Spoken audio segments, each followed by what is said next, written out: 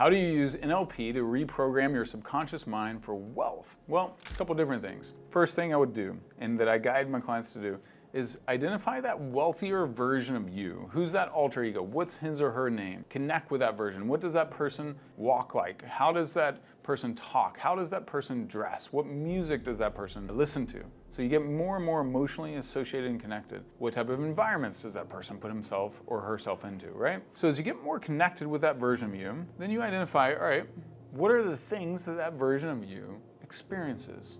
Okay? And you can start out small. For example, I have a big budget. Most of us don't have a big budget when we're working on our money consciousness at an earlier stage. But you create new neuro associations. For example, instead of going to the coffee house in the neighborhood that is just kind of broke and kind of a trashy, worn down neighborhood, go to the coffee house in the wealthiest neighborhood in the city that you live in. Coffee's going to be about the same, maybe 50 cents more, but go in there. And that's where you work from. That's where you do your meetings. That's where you put yourself in a wealthier environment. Your subconscious starts shifting to feeling more connected to that space and that it's safe. Because again, our brains are wired to keep us safe. But in wealth, when you're moving up from a poor or middle class to a wealthier state of reality, what you know is what feels safe. So if you're middle class, hey, your friends are middle class, your environment is middle class, your home is middle class. You don't have to, quote, fake it till you make it, but you put yourself in proximity, almost believe it until you become it. And you're actually programming, you're stretching your subconscious mind. Like, let's say this is your wealthy state, this is your current reality. Well, if I just inch myself over every day with visualization, with affirmation, with scripting, with music, with environments, with believing, seeing, speaking it, eventually I start inching more and more and more. And over time I get there. And it's the inching, inch by inch, day by day, that you move in that direction. And your body and your brain starts feeling safer. Next piece, look at your triggers, okay? Especially triggers and belief patterns around wealth. If like, I'm not meant to be wealthy, that's a belief pattern that a lot of people have. I grew up poor, I'm meant to be poor, my whole family's been poor, whatever. That's a belief pattern. Is it really true? That's one of the first questions. So you gotta kind of dislodge, like that feels like a certain belief. So you gotta rock that. You gotta pound the certainty of that belief so that the foundation feels rocky. So that's where you ask, is this really true?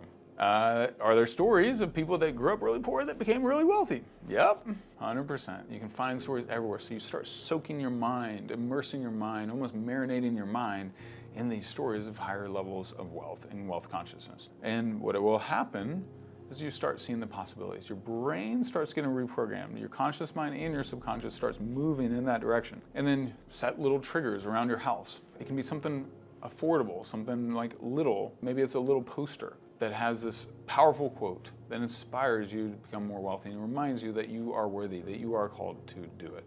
And then you also identify, hey, who else believed in me? Who else saw something in me? Or was it just me that I believed in myself? Like Michael Jordan believed in himself so much that that belief was then mirrored in his mom, that was then mirrored in the guys at Nike, that was then mirrored in his teammates, that was then mirrored in his coaches, that was then mirrored in his fans. He had such belief, he fed that belief, he anchored it, and he stoked the flames of that belief. You gotta feed what you want to live and starve what you want to die. You also want to pay attention to any of that negative junk. Write out all that negative junk. Take a few sheets of paper, part of your notebook. Don't commingle it with your positive stuff. Write out, these are the beliefs that creep in about my wealth consciousness, or about my ability to build wealth. I'm not worthy, I'm not smart enough, I'm too young, I'm too old, I'm too fat, I'm too thin, I'm too blah, blah, blah. I didn't go to the best schools. I live in Africa, I don't live in America, blah, blah, blah, whatever it may be. Or I live in America, but I don't live in New York. Or I live in New York, but I don't live in a small town where I could flourish. There's so many beliefs. Any one of us could have a million justifications for why we couldn't be wealthy. But that's not the point. If you think you can, you're right, as Henry Ford used to say. Crazy thing, Henry Ford, 1943, he was bankrupt for the second time. Guess what? 10 years later, world's wealthiest man. Had equivalent of like a 6th grade education, never was good at reading and writing. He believed he could. You can as well. There's untapped potential in each of us. You have that capacity for a much higher level of presence, higher level of wealth, higher level of abundance.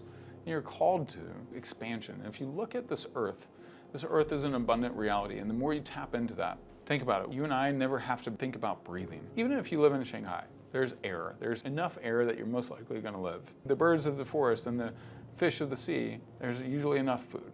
for them.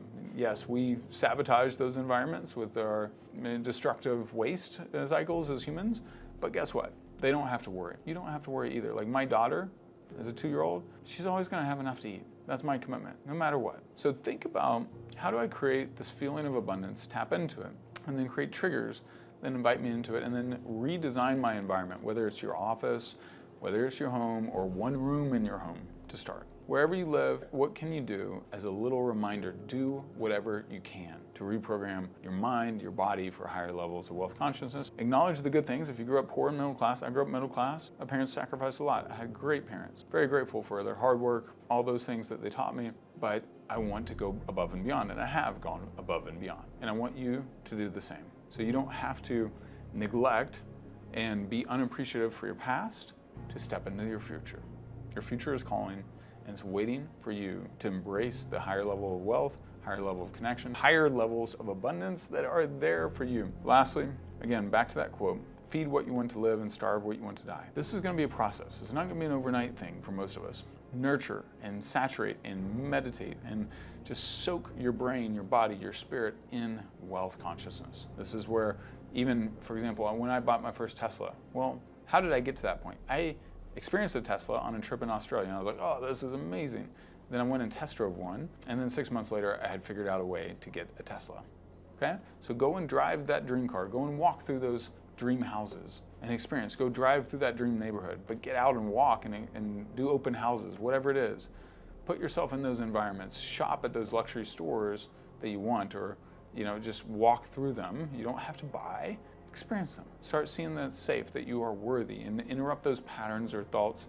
Say, I'm not worthy, with what if I am worthy? Just a what if. Add the what if at the end, and it shifts everything. Hope that's helpful. So I want to see you succeed and move to a higher level of wealth consciousness. Grab my free guide as well if you want on elevating your money story, which is right down below. Talk soon.